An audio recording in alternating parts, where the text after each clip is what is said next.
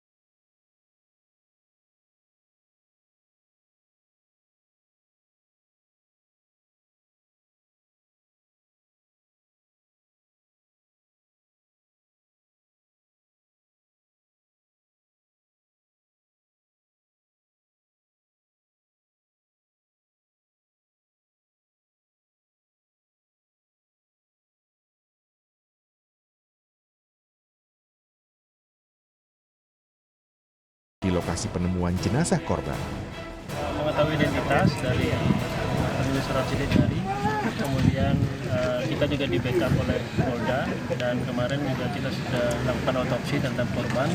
Kita menunggu hasil dari secara tertulis dari rumah sakit untuk penyebab kematian. Kemudian ada beberapa temuan berupa barang milik korban yang kita temukan di wilayah Tabanan. Itu masih kita cross-check juga untuk handphone yang ditemukan. Pihak kepolisian pun mulai bergerak mendalami kasus penemuan mayat wanita ini. Tak perlu waktu lama, pihak kepolisian mengendus kendaraan milik korban yang berada di wilayah Gilimanuk. Pihak kepolisian dari Polres Jembrana pun langsung menurunkan tim ke lokasi. Terkait dengan kendaraan yang disampaikan oleh keluarganya bahwa dia pergi membawa kendaraan, itu kita masih telusuri terus karena ada beberapa saksi yang menyampaikan bahwa mobil tersebut ada melintas di wilayah itu. Pada tanggal 28 Agustus 2022, tim dari Ditreskrimum Polda Bali akhirnya menangkap pelaku RN dan NS di wilayah Lampung. Dan ada pun penangkapan kepada pelaku pada hari Minggu tanggal 28 Agustus 2022. Ada dua pelaku, yang pertama adalah RN dengan umur 28 tahun, jenis kelamin laki-laki. Pekerjaan di sini tertulis buruh tani atau perkebunan, di mana alamatnya adalah Dusun Sidojaya, Kabupaten Lampung Selatan. Ini di Lampung ya. Dusun Sidojaya, Kecamatan Kalianda, Kabupaten Lampung Selatan. Kemudian yang kedua, pelakunya adalah NS dengan umur 31 tahun, laki-laki, pekerjaan tertulis karyawan swasta, di mana alamatnya adalah di Kampung Gombong Poncol, Kecamatan Cikarang Utara, Kabupaten Bekasi, Provinsi Jawa Barat. Dari hasil pemeriksaan kepolisian Polda Bali, diketahui pelaku NS merupakan kekasih korban. Pihak kepolisian juga mengungkap bahwa pelaku nekat melakukan perbuatannya dilatar belakangi kebutuhan ekonomi. Dari latar belakang ekonomi ini, pelaku NS mengajak rekannya RN yang berada di Malaysia untuk memuluskan niat jahatnya terhadap korban. Jadi awal kejadiannya berdasarkan pengakuan sementara dari keduanya, kami sinkronkan dengan hasil otopsi. Si NSP ini berpacaran dengan korban.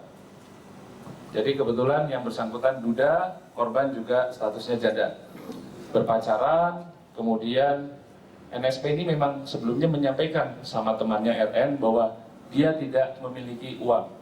Sehingga ayo, apa yang bisa diuangin? Nah, gini aja, aku punya pacar nih. Aku punya pacar, dia punya mobil. Nah, sehingga mulailah, oke, yang bersangkutan RN ini bekerja di kebun kelapa sawit di daerah Malaysia, Sarawak. Jadi terbang tuh langsung dari Malaysia ke Bali, ke kos-kosan di Gianyar. Setelah sampai di sana, janjianlah NSP dengan korban. Setelah bertemu, karena korban yang menjemput pelaku NSP dan RN masuk satu mobil, jalan-jalan, makan, perjalanan ke Jimbaran, kemudian dari Jimbaran sampai dengan ditemukan korban, yaitu di daerah Melaya, disitulah perkiraan TKP-nya. Karena TKP ada di dalam mobil dan mobil ini bergerak. Jadi di dalam mobil perannya si NSP adalah mengemudikan kendaraan. Kemudian korban berada di sebelah kiri dari korban, dari pelaku NSP. Dan pelaku RN ada di belakang. Pada saat itulah pelaku RN mencekik korban dengan menggunakan tas yang dibawa oleh si pelaku RN. Menurut pengakuan pelaku, dirinya telah berhubungan dengan korban selama 2 minggu sebelum bertemu di Bali. Pelaku nekat datang ke Bali dan menyewa tempat kos untuk menginap. Selama 2 minggu tinggal di Bali, pelaku mengaku kehabisan biaya kebutuhan hidup. Lalu pelaku menghubungi rekannya di Malaysia untuk meminjam uang. Dari sinilah, kedua pelaku mulai merencanakan niat jahatnya untuk mengambil kendaraan milik korban. Saya kan kenal sama korban itu 2 minggu sebelum saya ke Bali, Pak. Jadi saya tanggal 24 kan ke Bali itu, dan 2 minggu sebelum itu kan orang tua saya kan meninggal, bapak saya, Pak. Nah terus saya komunikasi itu dikasih sama teman saya si Alpin, tukang bakso gitu. Dikasih nomornya si korban. Nah kita hubungan 2 minggu dulu sebelum saya ke Bali. Di tanggal 24 naik nebeng truk, Pak. Saya 2 minggu di Bali kan kos saya bayar sendiri, Pak. Rokok makan saya bayar sendiri. Uang saya habis, Pak. Kehabisan duit, terus saya minjem ada korban. Nah, dikasih sama korban itu 50.000, Pak.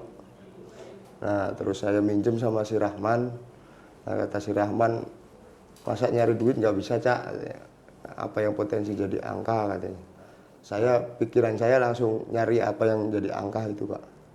Itu awal mula pikiran jelek saya, Pak. Setelah menyusun rencana untuk mengambil harta milik korban, pada Minggu 21 Agustus 2022, kedua pelaku melancarkan aksinya. Pelaku mengaku peristiwa dilakukan dengan nekat di tengah keramaian dan kemacetan. Posisi keramaian saya nyetir, posisi rame, Pak. Posisi bener-bener rame lah, Pak. Macet lah gitu, Pak. Nah, posisi rame, tahu-tahu Rahmat berdiri di tengah-tengah, langsung nyekek korban, Pak. Nyekek, terus ditarik, Pak, ke belakang, Pak.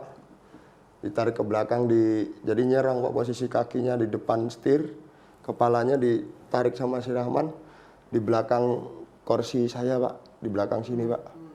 Itu sekitar 17 kilo sebelum nyampe lokasi pelabuhan, Pak. Nah, si Rahmat nyuruh, minggir, Cak, minggir. Nah, terus saya minggir tuh mobil, saya minggirin, keluar, Cak, buka pintunya. Nah, buka pintu saya, Pak. Buka pintu sebelah kiri, Pak. Saya keluar dari setir pengemudi, terus saya buka pintu sebelah kiri, Pak. Nah, tarik, Cak, tarik. Nah, saya bantu Rahman narik tangannya. Akademisi dari Universitas Udayana Bali mengungkapkan aktor intelektual pada peristiwa pembunuhan ini merupakan kekasih korban sendiri. Fakta ini bukan tanpa alasan. Menurutnya, seorang kekasih seharusnya dapat saling melindungi dan bukan malah melukai. Dalam kaitan dengan persoalan ketika mereka sedang mengendarai, mereka kan bukan kendaraan sendiri, mereka kan pacarnya. kok sampai tujuannya ini apa? Nah, kalau sudah pacaran berarti kan mereka ada kata sepakat untuk menjalin cinta, menjalin kasih, mungkin akan meningkatkan ke jenjang perkawinan, tapi kok ada itikat tidak baik di dalamnya. Nah, berarti di sana aktor intelektualnya apa di sini? Apakah dipengaruhi oleh temannya untuk berbuat jahat, melakukan sesuatu? Mestinya kalau dia paham tentang dia sebagai pacar, tentu mengelak dong melakukan ini.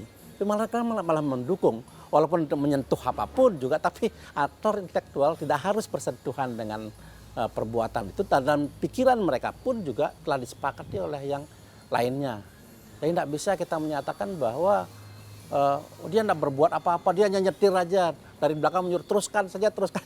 Tapi apa yang terjadi? Nah, itulah perbuatannya. Jadi aktor intelektual dari yang mereka pikirkan adalah bagaimana mengeksekusi, mendapatkan harta benda, baik uang maupun barang, ataupun sekalian dengan mobilnya, tanpa menghilangkan jejak. Mungkin itu maksudnya. Tapi dari segi pertanggungjawaban pidana, saya melihat, saya menengarai bahwa si aktor intelektualnya adalah pacarnya. Kini kedua pelaku tengah menjalani masa penahanan di Polda Bali. Keduanya dijerat pasal pidana pembunuhan dan pencurian dengan ancaman hukuman mati atau seumur hidup. Tim Liputan, Kompas TV, Bali.